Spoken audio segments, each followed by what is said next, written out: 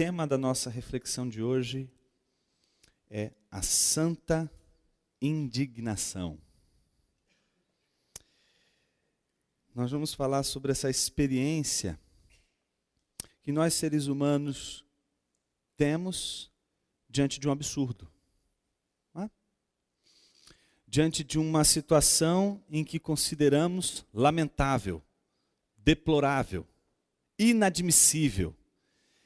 Em situações como essas que acabei de mencionar, a gente sente essa coisa que a gente chama de indignação. Hoje é um dia que boa parte das pessoas do nosso país estão manifestando uma espécie de indignação. Indignação com relação a uma série de situações que beiram para uns, para outros, ultrapassam a linha do admissível. São situações como essas que trazem sempre na sua força uma espécie de movimento que a gente chama de indignação. É muito interessante como a indignação é uma experiência também cristã. Aliás, é uma experiência que até Cristo sentiu, viveu, se deparou com ela. É a experiência da indignação diante de homens que, em nome de Deus, ofendem os pobres. Fazem com que comprem coisas, animais, e tratem o lugar de Deus como um lugar de comércio. Isso provoca uma ira, uma indignação tão grande em Jesus que faz com que ele tenha uma atitude que muitos de nós que pintamos ele quase que como um anjinho, escandalizante, ao virar as mesas e a chicotear homens e animais, dizendo que a sua casa é casa de oração e não covil de salteadores. Isso é indignação. A indignação que também não deve faltar entre aqueles que, em nome dos pobres, ofendem a Deus, que, em nome do amor aos pobres, ofendem a justiça. É possível, em nome de um discurso absolutamente de pureza, de completa piedade, clemência, misericórdia, compaixão, demonstrar o maior desrespeito com a justiça, com a bondade e com Deus mesmo. Em nome do amor aos pobres, rios e rios e rios de dinheiro estão brotando ou entrando em contas as mais diversas possíveis de homens de esfera pública do nosso país, que prometem defender os justos, que prometem defender os menos favorecidos, mas eles são os mais favorecidos.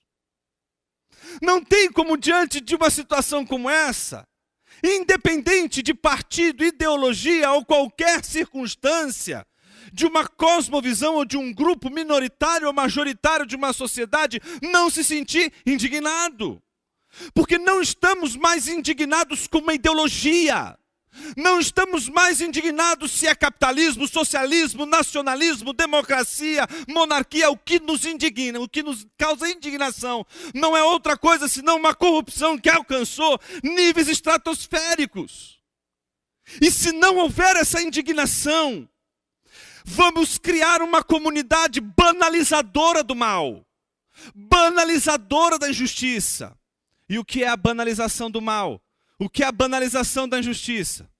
De tanto você ver, de tanto você ler notícias, não é? O tempo todo dizendo para você, olha, tal fulano, não é?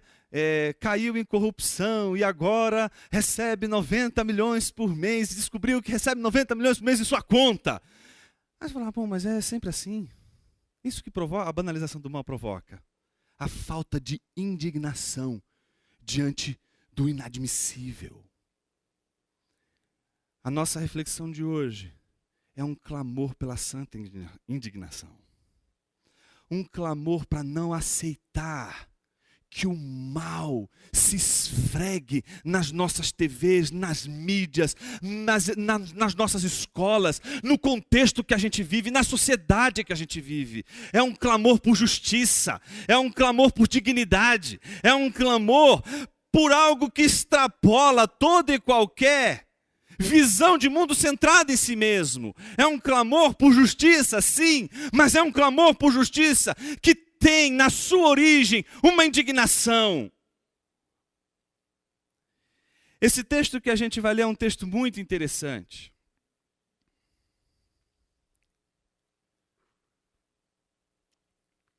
É um texto em que eu gostaria de ler e depois trabalhar duas questões.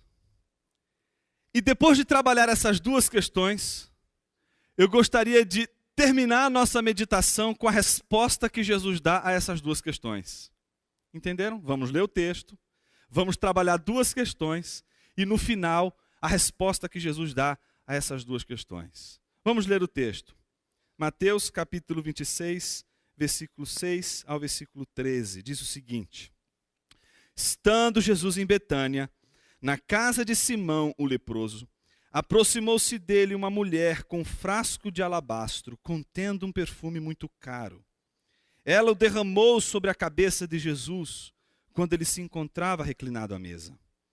Os discípulos, ao verem isso, ficaram indignados e perguntaram: por que este desperdício? Este perfume poderia ser vendido por alto preço e o dinheiro dado aos pobres.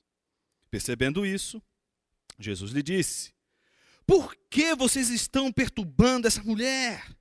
Ela praticou uma boa ação para comigo, pois os pobres vocês sempre terão consigo, mas a mim vocês nem sempre terão. Quando derramou este perfume sobre o meu corpo, ela o fez a fim de me preparar para o sepultamento. Eu lhes asseguro que em qualquer lugar do mundo inteiro, onde este evangelho for anunciado, também o que ela fez será contado em sua memória. Vamos orar? Senhor Jesus, nos abençoe com a meditação da Tua palavra nessa manhã. Que o Teu Santo Espírito nos ilumine a mente e o coração, para que tudo aquilo que for dito e pensado aqui reflita o que está nas Tuas palavras, na Tua Escritura. Que sejamos moldados por ela, que nossa mente seja cativa à Tua palavra e que a gente possa olhar o mundo através dela. Que a gente possa olhar a realidade à nossa volta, não com uma falsa indignação, mas com a santa indignação, aquela que nos faz perceber onde realmente está o problema que nos cerca. Que o Senhor nos visite nessa manhã, nos iluminando a mente, para que a partir da Tua palavra a gente possa contemplar as maravilhas da Tua lei. Em Teu nome oramos. Amém. A primeira pergunta é a seguinte: é realmente a adoração desta mulher algo demasiado extravagante? Para a gente responder essa pergunta, a gente precisa saber algumas informações. A primeira delas é fruto, obviamente, de outras fontes, que não são Mateus, capítulo 26, mas é, por exemplo, João, capítulo 12. Lá a gente encontra algumas informações importantes. A primeira delas é de que aquele perfume, que a gente só sabe no capítulo 26, no versículo 7, que foi derramado sobre a cabeça de Jesus, que ele era um perfume muito caro, mas ele tem preço, custa 300 denários, cerca de 300 denários. O que é um perfume que custa 300 denários? Pensa o seguinte, que um perfume que custa 300 denários equivale ao seguinte: um denário, que é uma moeda de prata romana, equivale a um dia de trabalho de um lavrador. São 300 denários, que equivalem a um ano inteirinho de trabalho de um lavrador. que vivia nos arredores de Betânia, por exemplo. Betânia era um lugar que, segundo os estudos arqueológicos, era um lugar onde se concentrava um alto índice de pobreza. E nesse contexto, imagine que não existem poucas, mas muitas pessoas que sobrevivem recebendo 1 denário por dia. Deu para entender o contexto? Chega uma mulher e derruba um perfume de 300 denários na cabeça de Jesus. Lhes faço uma pergunta. É extravagante isso? Imagine uma situação como essa acontecendo nos nossos dias. Dias em que realmente são complicadíssimos. As coisas não são trabalhadas de uma maneira racional. Beiramos a irracionalidade, a brutalidade, não é? A barbárie o tempo todo. E a barbárie se manifesta com requinte. Então, por isso, não são poucos, mas muitos, o que se sentem indignados quando encontram igrejas construindo templos faraônicos, melhor, salomônicos. E diante desses templos suntuosos, onde se gasta rios de dinheiro só para trazer uma pedra que vem de Hebrom, a gente pode se sentir absolutamente indignado e dizer, como pode uma coisa dessa? Quanta gente pobre, quanta gente miserável não está sentindo na pele a dor de um dia de trabalho intenso para conquistar o dinheiro que vai sustentar a sua família, e boa parte dessa renda acaba entregando para uma igreja que vai desfrutar de todos esses donativos, de todas essas doações para construir obras que são faraônicas. Não tem como uma pessoa não se sentir indignada diante disso e dizer, puxa, isso aqui é uma extravagância. Vivemos numa sociedade chamada sociedade de consumo, alguns chamam ela de a sociedade de massa baseada no desperdício. Vivemos a sociedade do desperdício. E o que é a sociedade do desperdício? É a sociedade que vive o tempo todo gastando desmedidamente os seus bens, desperdiçando os seus bens de uma maneira nada generosa. Pelo contrário, a prodigalidade no gasto e no uso dos bens pessoais é algo absurdamente visível numa sociedade como a nossa. Por isso a gente vê uma espécie de desperdício à nossa volta que nos causa uma indignação brutal. A indignação que vem quando a gente percebe onde situações assim que você vê alguém desperdiçando rios de dinheiro em situações que são absolutamente assim questionáveis. Então parece que num primeiro momento olhar para aquela mulher que pega um frasco de perfume que custa 300 denários, que vale o trabalho de um homem durante um ano inteiro, e ela, em fração de segundos, se desfazer daquele perfume, derrubando ele sobre a cabeça de Jesus, parece extravagante. Quem de nós não estaria ali diante de Jesus e diria, que extravagância, que desperdício? Antes que você elabore qualquer outra conclusão, é preciso que a gente caminhe ainda mais no contexto dessa passagem. É preciso a gente entender um outro dado cultural. O perfume era já um bem de consumo que tinha o seu valor comercial muito forte nesse contexto. Porque ele atendia a basicamente 3 demandas. A demanda das mulheres, né? E aí todas as mulheres obviamente usavam bastante perfume, o homem não se preocupa muito com isso, no primeiro século. Hoje talvez os metrosexuais, talvez um pouquinho mais. Né? Mas dentre as mulheres, aquelas que também não eram as que seguiam à risca os princípios religiosos e da boa conduta na sociedade, que eram ou meretrizes ou mulheres que tinham uma conduta além daquela admitida como sendo uma conduta conservadora.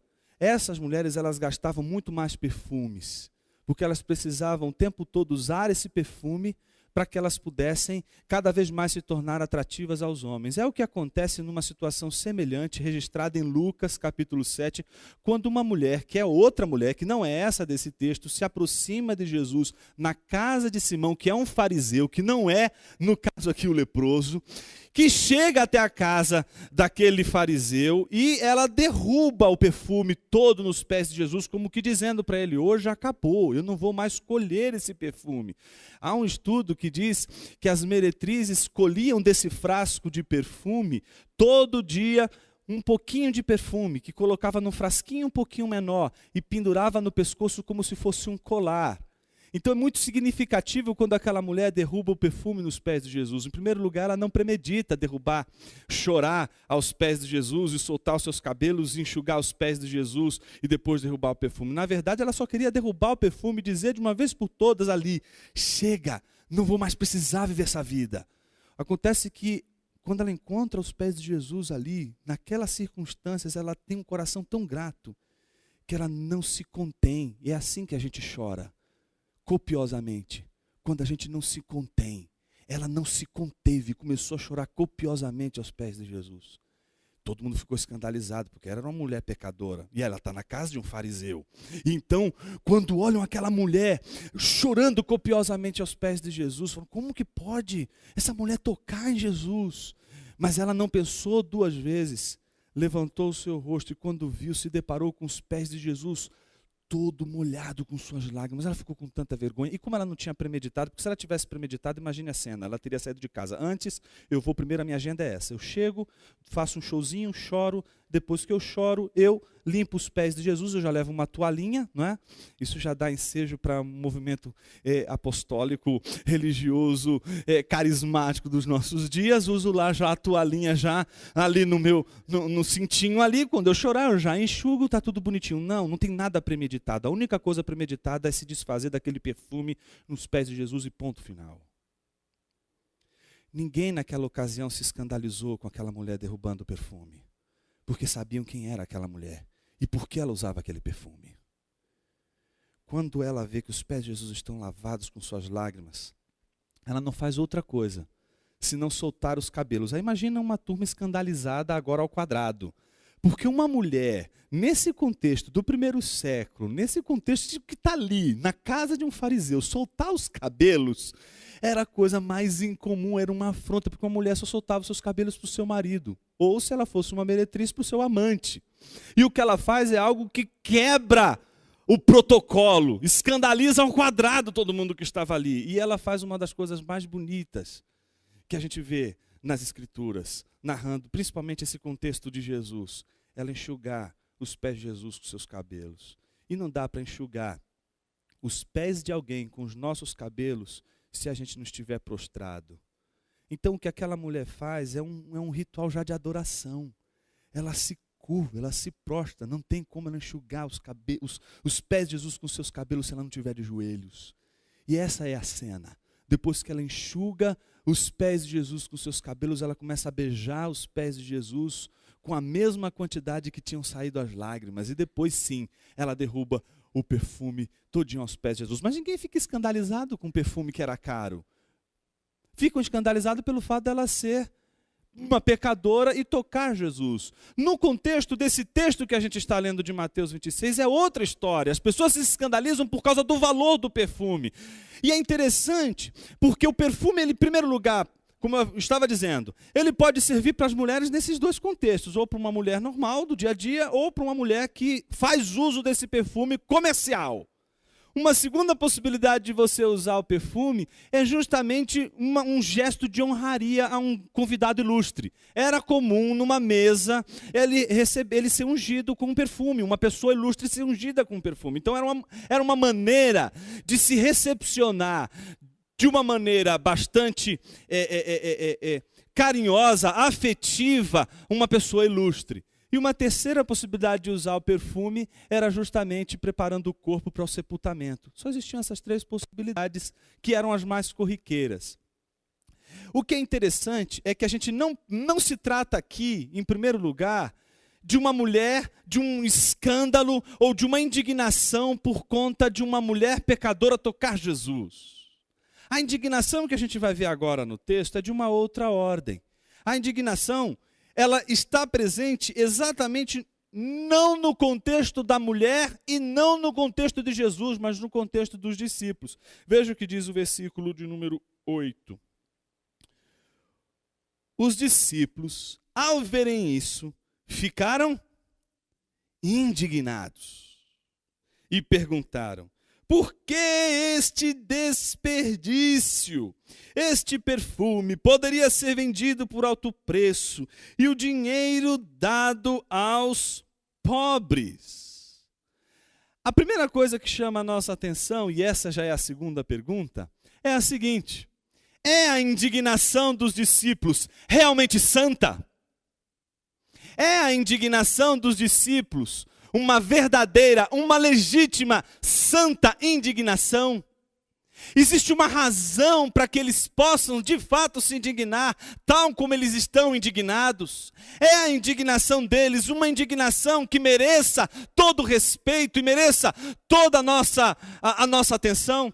Óbvio que essa segunda pergunta não foi feita à toa. Ela foi feita porque a primeira pergunta que fizemos já nos conduz a uma resposta da segunda pergunta, muito típica que nós daríamos, porque nós nos encaixaríamos, muitos de nós, com os discípulos, ao responder: sim, essa adoração é extravagante. Sim, esse perfume todo derramado aos pés de Jesus é um desperdício. Não, por que a gente não pegou esse dinheiro todo do perfume que foi derramado sobre a cabeça de Jesus e não investimos em ações populares que vão abençoar pessoas, famílias carentes? Essa é a nossa missão, esse é o nosso objetivo. Temos que fazer isso. Talvez a gente se aproxime muito mais dos discípulos e a nossa indignação seja mais fruto exatamente de ver o desperdício e ao mesmo tempo, como os discípulos, olharem para o contexto e ver tanta miséria e dizer assim: não, isso aqui não é possível. A gente não pode fazer uma coisa dessa. É a indignação que se provocaria em contextos muito semelhantes ao nosso. Alguém que poderia chegar exatamente aqui em nossa comunidade, olhar tudo isso aqui e dizer assim: nossa, como isso aqui é confortável. Como isso aqui não é demanda uma despesa altíssima. Como a gente poderia fazer num lugar melhor, num lugar mais simples e abençoar mais pessoas. Eu me lembro de uma vez que foi em Goiânia, eu fui dar uma palestra na primeira igreja batista de Goiânia. Foi muito interessante, o templo é bonito, não é? Aquela coisa bem organizadinha, etc. E no final, vi um rapaz falar assim comigo, revoltado: pastor, você não acha isso tudo aqui uma ostentação? Eu falei assim: como assim, meu irmão? É, pastor, veja só quanto dinheiro a gente tinha que vender esse templo aqui e doar ele aos pobres. Foi isso que Jesus ensinou. Isso que a gente está fazendo está errado, pastor. Isso não está certo. O que eu quero chamar a tua atenção é que é comum a gente sofrer esse tipo de indignação. Minha pergunta não é se ela é uma indignação ou não. Que ela é uma indignação, ela é. Minha pergunta é se ela é santa. Se ela não é uma indignação revestida de hipocrisia, se ela não é uma indignação que representa muito mais uma mente cretina do que uma mente capaz de entender o alcance das implicações do reino, do evangelho de Cristo Jesus para o ser humano, que é capaz de ir além do que está vendo, que é capaz de enxergar nas entrelinhas, que é capaz de não olhar simplesmente para uma situação baseada simplesmente num olhar, num único olhar, sem perceber o todo. Então me parece que quando a gente olha para uma passagem como essa, a gente deveria no mínimo se escandalizar agora com Jesus. No mínimo, a gente deveria se escandalizar com Jesus. E a pergunta é: por quê? Veja, a gente sabe por conta de João que não só os discípulos de Jesus ficaram um cochichando com o outro. Veja, tudo isso que essa mulher está fazendo, dinheiro, veja quanto dinheiro a gente não poderia ter desse perfume e ajudar os pobres. O livro de João nos revela que uma das pessoas, um dos discípulos que encabeçaram esse discurso foi Judas. Em João capítulo 12, versículo 4 a 6, a Bíblia diz o seguinte: mas um dos seus discípulos, Judas Iscariotes, que mais tarde iria traí-lo. Então veja, até então parece que a figura de Judas como traidor, não é? na figura da paixão de Cristo, nas ocorrências que marcam a paixão de Cristo, parece ser indubitável. Nem todo mundo olha para ele como um traidor e ponto. Ele traiu a Jesus. Mas existe uma outra configuração de Judas que a gente não pode esquecer, que a Bíblia oferece. Ele não é só traidor, ele é ladrão. Ele é ladrão. Veja o que o texto está dizendo. Judas Iscariotes, que mais tarde iria traí-lo, fez uma objeção. Por que este perfume não foi vendido e o dinheiro dado aos pobres? Seriam 300 denários. E você já sabe que 300 denários é o valor de um lavrador que trabalhou durante um ano inteiro, incansavelmente, para sustentar sua família. É o que ele vai ganhar. Aquela mulher desperdiça tudo isso, não é, aos pés de Jesus em fração de segundos. Veja só o que o texto bíblico diz e que João quer deixar claro para o seu leitor. Ele não falou isso por se interessar pelos pobres, mas porque era ladrão. Sendo responsável pela bolsa de dinheiro, costumava tirar o que nela era colocado. Sabe o que é a falsa indignação? É uma indignação por aquilo que seria justo, porém, para legitimar o que é injusto. É a indignação que se tem com relação àquela justa luta pela erradicação da pobreza, que é um discurso absolutamente visível e que a gente enxerga o tempo todo na TV, mas que esconde, na verdade, toda a prática de uma injustiça sem tamanho. Nós não estamos falando aqui de uma situação que não vivemos. Nós estamos falando de uma situação que está escancarada, está diante dos nossos olhos. O descaramento é grande, é explícito. É explícito diante de nós a conduta de defender padrões que são absolutamente dignos de dar o nosso sangue, dignos de dar a nossa vida, lutarmos pelos pobres, pela erradicação da pobreza, mas que esconde uma agenda de poder, que esconde uma agenda de simplesmente conquistar, ter o dinheiro, ter a fortuna e esbanjar a fortuna de uma maneira absolutamente pródiga, como um filho pródigo. Nós não vivemos um contexto em que uma situação como essa seria uma situação em que a gente olharia e dizer assim, puxa vida, que coisa assustadora. Não. Essa situação é tão banalizada que para a gente é normal um Judas. É normal esse comportamento. É normal vermos e estarmos diante de situações em que no discurso de um profundo comprometimento com a justiça social está exatamente ali uma agenda de poder e de busca de poder e de se enriquecer e etc. Meus irmãos, eu não estou falando só de política. Eu estou falando da igreja. Temos essa agenda também na igreja. Temos essa agenda em qualquer espaço, em qualquer âmbito em que a existência humana estiver presente. Sabe por quê? Até mesmo o discurso piedoso pode esconder a maior de todas as tentações, que é a tentação pelo poder. Por isso, meus irmãos, eu acredito que a gente precisa prestar um pouco de atenção em como Jesus lida com essa situação. Porque Jesus poderia olhar para os discípulos nessa hora e dizer o seguinte: bravo! Vocês são os caras, vocês aprenderam o que eu ensinei a vocês. Eu ensinei a vocês a não se apegarem aos bens materiais e vocês aprenderam. Bravo! Vocês são incríveis. Eu ensinei vocês a amar o próximo e vocês estão amando o próximo. Bravo! Vocês são maravilhosos. Vocês são incríveis. Vocês são capazes de dar os seus bens para salvar o homem da pobreza. Bravo! Vocês são incríveis. Mas não. Jesus reage de uma maneira absolutamente distinta. E aí Jesus apresenta a resposta às duas perguntas que eu fiz a você nesta manhã. A primeira pergunta é se a adoração da mulher era realmente extravagante. Se o que ela estava fazendo era realmente um desperdício. Se o que ela estava fazendo era realmente algo assim inadmissível. Segundo, eu perguntei para você se a indignação dos discípulos era legítima, se ela era de fato uma santa indignação, ou se a indignação dos discípulos era uma falsa indignação, como aquela que você e eu está acostumado a ver nos canais de televisão e entre diversos políticos, não importa o partido que seja. É interessante ver como Jesus responde essa pergunta. Em primeiro lugar, veja a reação dele. Versículo 10. Percebendo isso, como diz o Saião, vou até tomar um copo d'água agora. Porque o que vem aqui, eu acho tão forte. A palavrinha usada aqui é gnos. Ela não é a palavrinha do tipo Jesus ouviu. Jesus ouviu o comentário de Judas. Jesus ouviu o que os discípulos estavam falando. Não, aqui a palavrinha é da percepção. Jesus percebeu um movimento. O movimento das trevas. O movimento do canto. O movimento do falatório no cantinho.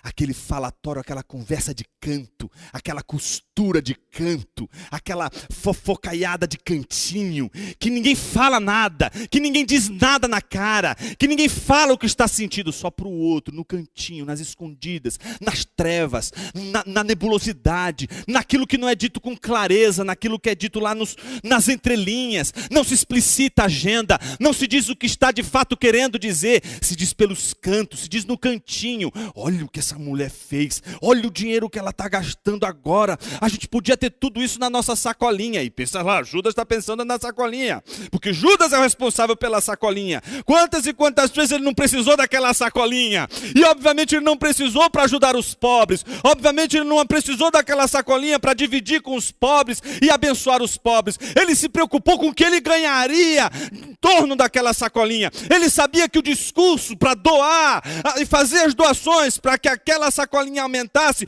sustentaria a sua riqueza, sustentaria a si mesmo. Ele sabia de tudo aquilo, ele precisava daquela sacolinha. Aquele discurso é o discurso do canto, é o discurso das trevas, é o discurso que não aparece, é o discurso das entrelinhas, é o discurso da falsa indignação, é o discurso que aparenta uma preocupação tão forte com o pobre, uma preocupação tão profunda com os menos favorecidos, mas que é capaz de, nesse discurso, esconder a sordidez, a cretinice, a avareza, a busca pelo poder, a usura, a necessidade de poder, de dinheiro, de grana, de crescer. Jesus percebeu isso nos seus discípulos. Eles não tinham falado isso na cara de Jesus. Jesus percebeu a conversa de canto. Ele percebeu o olhar esquisito. Ele percebeu o clima diferente. Ele olha para eles e diz o seguinte: por que vocês estão perturbando essa mulher? É interessante isso, né? Por que vocês estão preocupados com essa mulher? Tem tanta coisa para a gente se preocupar na vida, a gente se preocupa sempre com a vida dos outros, né? É uma coisa incrível, né? Como a gente gosta de tomar conta da vida dos outros. Então estão lá tomando conta da vida da mulher que pegou os 300 denários pagos naquele perfume, derrubado agora aos pés de Jesus. Estão preocupados com aquela mulher. Jesus diz: por que vocês estão perturbados com ela? E aí Jesus escandaliza. Por quê? A primeira coisa que ele diz: ela praticou uma boa ação para comigo. E a palavrinha usada ali é ergon kalon, que é a expressão usada para caridade, para obra de caridade, para aquilo que se faz para abençoar alguém que é pobre. É aquilo que se faz para um pobre, é aquilo que se faz para alguém necessitado, se faz para alguém que precisa. É a expressão que se usa para os necessitados. E o que Jesus está dizendo é o seguinte: por que vocês estão perturbando essa mulher? Ela fez uma boa ação comigo, ela fez uma caridade para mim, ela fez algo por mim.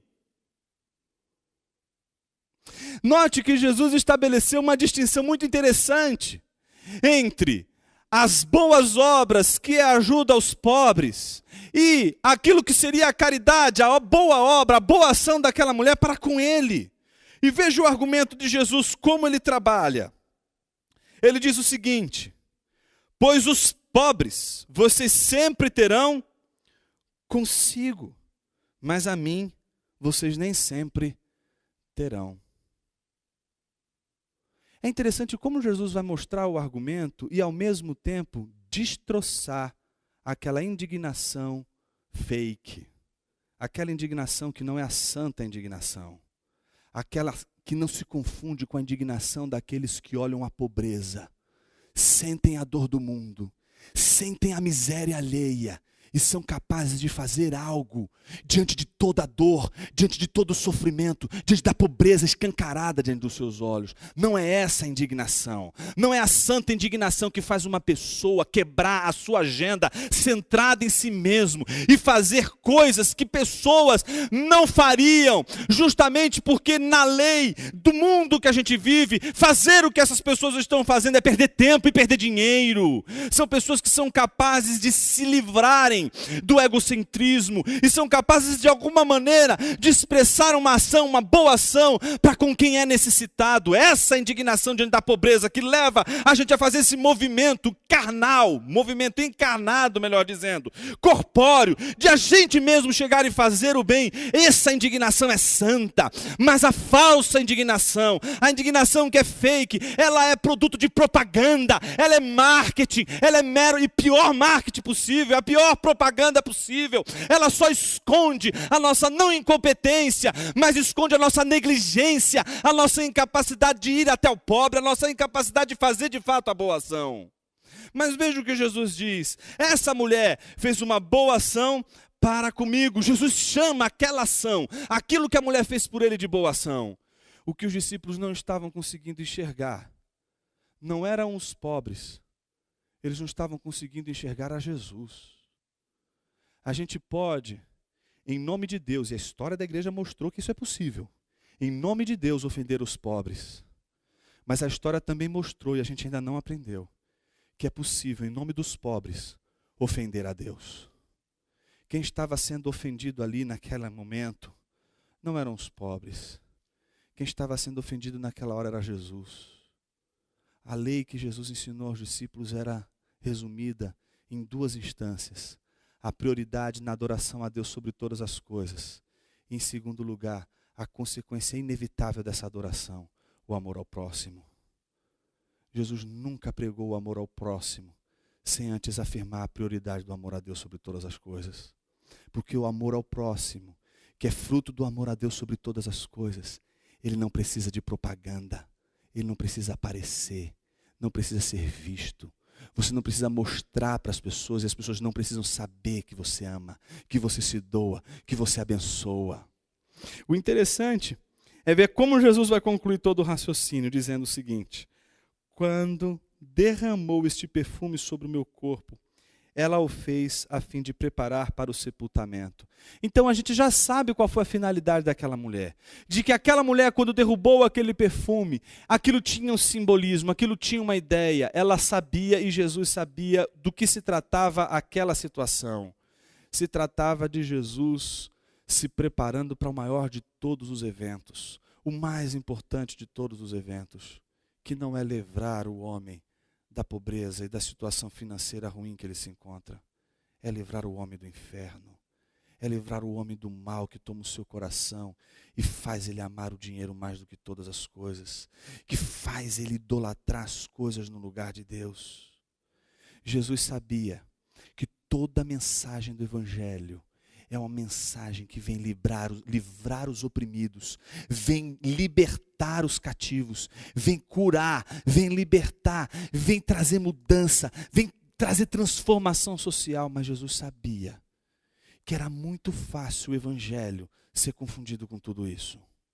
É muito fácil a gente achar que o Evangelho diz respeito a apenas isso, ao ponto de dizer que amar a Deus sobre todas as coisas é a mesma coisa que abençoar alguém necessitado. Meus irmãos, eu acho que da mesma forma que a gente idolatra o rico na teologia da prosperidade, que faz com que a riqueza seja o sinal da bênção de Deus na vida de alguém, é possível a gente idolatrar o pobre de uma tal maneira que a gente já considera ele salvo. E o que ele precisa, a única coisa que ele precisa, é das nossas ajudas, das nossas boas obras. Meus irmãos, de fato, todos os necessitados precisam das ajudas e das boas obras que a gente realiza. Mas não existe obra mais maravilhosa do que a redenção que Jesus fez na obra da cruz. Aquilo é incomparável. Aquilo transforma uma pessoa de uma tal maneira que ela pode estar num palácio, ela pode estar num cubículo, no meio de uma favela, e ela se sentir absolutamente transformada e uma pessoa digna. O pior inferno vai ser vivido por um ladrão num palácio. Um ladrão que não consegue se livrar da dor, da angústia, dessa fome desenfreada por dinheiro. A mesma dor que vai travar alguém revoltado com o sistema, com tudo, que quer sair de toda a pobreza e da miséria que ele vive. Só o Evangelho transforma a nossa vida ao ponto de a gente perceber que existe algo mais importante em tudo isso que a gente vive. Que quando a gente morrer, a camisa que a gente vai vestir, ela não tem bolso. Jesus conclui dizendo de uma maneira incrível: eu lhes asseguro que em qualquer lugar do mundo inteiro onde este evangelho for anunciado, também o que ela fez será contado em sua memória. Jesus sabe que o evangelho em si é uma potência para mover uma comunidade para fazer o bem. Jesus sabe que o evangelho tem uma potência de gerar nas pessoas a generosidade, mas ele sabe que o nosso coração também pode corromper, mesmo fazendo bem, ou não fazendo bem, apenas dizendo que se está fazendo bem. É interessante como Jesus conclui todo o raciocínio pedindo para que aquela mulher e o que ela fez seja lembrado. Por que será que o evangelho precisa lembrar dessa mulher? Todas as vezes que pregarmos o evangelho, a gente tem que lembrar dela. Me parece por 2 motivos. O primeiro deles, respondendo à primeira pergunta, é a adoração daquela mulher realmente extravagante? Eu acho que não existe nada mais extravagante do que o que Jesus fez na cruz. Veja, nada é mais extravagante do que um Deus que se fez homem para morrer em nosso lugar. Nada mais extravagante, nada mais incrível do que um Deus que não precisa nem de mim, nem de você, para ser feliz, dar a sua vida por mim e por você. Não existe nada que possa nos escandalizar e nos fazer gerar um constrangimento dentro do nosso coração do que o que Jesus fez por nós naquela cruz, sendo Ele Deus. Segundo, qual é a advertência que Jesus faz aos seus discípulos indignados pelo fato daquela mulher derramar o perfume sobre a cabeça de Jesus? Que aquela mulher seja lembrada em todos os lugares e contextos em que o evangelho for pregado, porque há no evangelho uma forte ênfase no amor ao próximo, mas o evangelho também ensina uma prioridade: o amor a Deus sobre todas as coisas. Isso tem uma razão de ser, meus irmãos. Todos nós fomos criados por Deus para a sua glória, para o seu louvor e para a sua adoração. Nenhum ser humano na face da terra consegue encontrar plenitude senão na adoração. É no momento em que a gente adora, é no momento em que a gente expressa a nossa gratidão a Deus e que a gente expressa nosso culto a Deus, o momento em que a gente se realiza como comunidade da fé. Mas Jonas, como isso é possível? Isso é possível porque Deus te fez assim. Quando a gente encontra lá no início da Bíblia, Deus formando o homem do pó da terra, é engraçado porque o texto diz que o homem passou a ser, em algumas traduções, a ser alma vivente ou a ser um ser vivente. Não passou a ter uma alma vivente, passou a ser alma vivente. Ser é diferente de ter? Sim, por exemplo, um exemplo bem brutal aqui. Eu tenho uma jaca. Eu sou uma jaca. É diferente. Tá claro? Então, uma coisa é você dizer, você abrir sua boca e concluir o seguinte: eu tenho uma alma. Outra coisa é você afirmar, eu sou alma. Alguma coisa vai estar errada aí. E não é com a Bíblia. É comigo e com você. Que entendeu alma como uma parte da nossa existência, que seria aquela parte imaterial, responsável pela inteligência, pelas emoções, quando na verdade o que o texto está dizendo ali não é que você se tornou a alma tal como você entende na sua língua portuguesa, é alma tal como eles entendiam. E eles entendiam alma não como uma parte do homem, entendiam alma como tudo que o homem é, e o homem é nefesh. A mesma palavrinha que no hebraico se usa para se referir a esse órgão aqui, ó. O que é isso aqui? Garganta. É isso que o texto está dizendo, isso é uma garganta. Olha que literal, ficou feio nisso, não ficou esquisito? Ficou, né? Mas olha só que coisa interessante. Quando a gente estuda a antropologia do Antigo Testamento, a gente descobre umas coisas muito interessantes para a vida. Por exemplo, quando você está com fome, daqui a pouco você vai sentir isso aí, se já não está sentindo. Onde é que você põe a sua mão? No estômago. Você diz assim, estou com fome. Adivinha onde é que um hebreu colocava a mão nele quando estava com fome? Ai, como eu estou com fome. Ai, como eu estou com sede. Por isso você vai ver inúmeros salmos dizendo, a minha alma tem sede de ti. A minha alma tem fome de ti. Sabe por quê? Presta atenção no que eu estou dizendo, que isso é fundamental para a tua vida. Você não tem uma fome. Você não tem uma sede. Deus não te fez tendo uma fome. Deus não te fez tendo uma sede. Você é fome.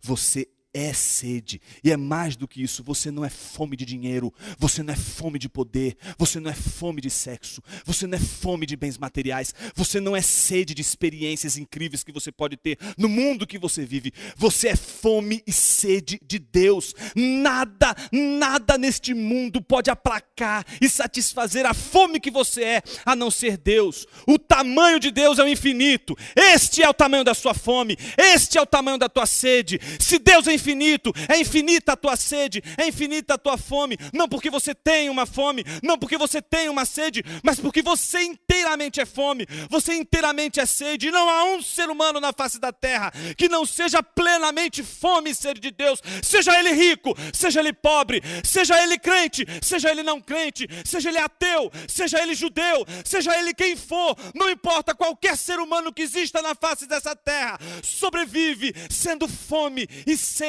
de Deus. Por isso não existe nada que seja mais importante para a vida de uma pessoa do que o encontro real com Deus. É isso que transforma a vida de uma pessoa. É isso aquilo que a gente acredita que é capaz de transformar uma pessoa, seja ela pobre, seja ela rica, todas as duas precisam desse Deus, que é a única coisa que pode salvar os dois da autodestruição, porque um pobre pode se autodestruir, como um rico pode se autodestruir, mas aquele que encontra Deus, encontra a redenção, não de Deus, mas daquele que pode fazer tudo contra você mesmo, que é você mesmo. O evangelho de Jesus é para redimir você, de você mesmo, salvar você do maior inimigo de sua alma, que é você mesmo, seu egoísmo, seu egocentrismo, sua vida centrada e orbitada ao redor, inclusive, e tão somente de você mesmo.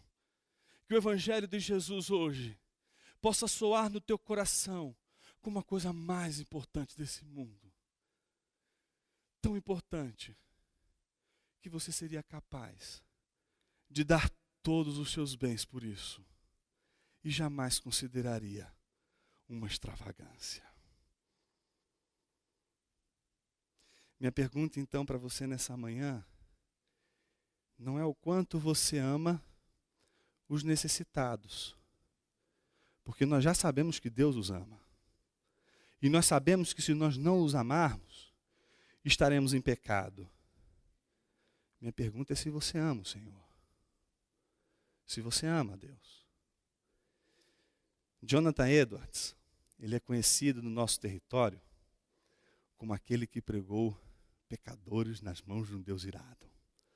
Aquele famoso sermão que ele, quando pregou, as pessoas seguravam nas colunas do templo com medo de cair no inferno. A gente conhece um Jonathan Edwards, que é uma espécie de pregador do pecado, da santidade e etc. Mas Jonathan Edwards era um filósofo. Além de ser pastor, era um filósofo. E era também um homem de ciência. Escreveu um famoso tratado chamado Tratado das Aranhas. O que um pastor vai fazer com o tempo dele? Que tempo que esse homem tem para fazer um tratado sobre as aranhas? Pois é, essa ideia de que ou você é pastor ou você é inteligente, isso só acontece em terras brasileiras, no nosso contexto. Porque no contexto da história da igreja, esses homens eram homens inteligentes, como é o caso de Jonathan Edwards. Um homem de ciência, um homem inteligentíssimo. E uma das obras que eu considero importantíssimas dele, que a gente tem em português agora, se chama Caridade e os seus frutos. E eu queria terminar a nossa reflexão de hoje citando um parágrafo em que ele exorta a partir de uma pequena leitura de 1 Coríntios 13, a prática das boas obras. Veja o que ele diz. Se você se denomina cristão, onde estão suas obras de amor? Você tem se esforçado em ser rico na prática delas? Se este divino e santo princípio está em você e reina em você, ele não se manifestará em sua vida através das obras de amor? Pense bem, que obras de amor você tem praticado? Veja como que ele vai dizer. Você ama a Deus? O que você tem feito por e para Ele, para a sua glória, para o avanço de seu reino no mundo? Segundo, e quanto você tem se negado para a promoção dos interesses do Redentor entre os homens? De fato, você ama seus semelhantes? O que você tem feito por eles? O Evangelho integral é aquele que vai fazer você amar a Deus sobre todas as coisas e amar o próximo como a si mesmo. O Evangelho integral não ensina que você deve amar o próximo em detrimento do amor a Deus. E muito menos que você deve amar a Deus em detrimento do amor ao próximo. O Evangelho integral é aquele que nos ensina a amar Deus sobre todas as coisas e amar o nosso próximo como a nós mesmos. O problema dos discípulos é que eles só estavam enxergando aqui. E no caso de Judas, usando aqui apenas como propaganda para esconder o seu princípio de poder, a sua vontade de poder. O que a gente precisa alcançar é a virtude do Evangelho que nos ensina a coisa mais difícil nesse mundo, que talvez não seja demonstrar o amor e a generosidade para com o necessitado. Talvez, hoje a coisa mais difícil, em tempos de ceticismo, ateísmo e falta de fé, a coisa mais difícil seja amar a Deus. Que Deus nos abençoe, em nome de Jesus. Amém.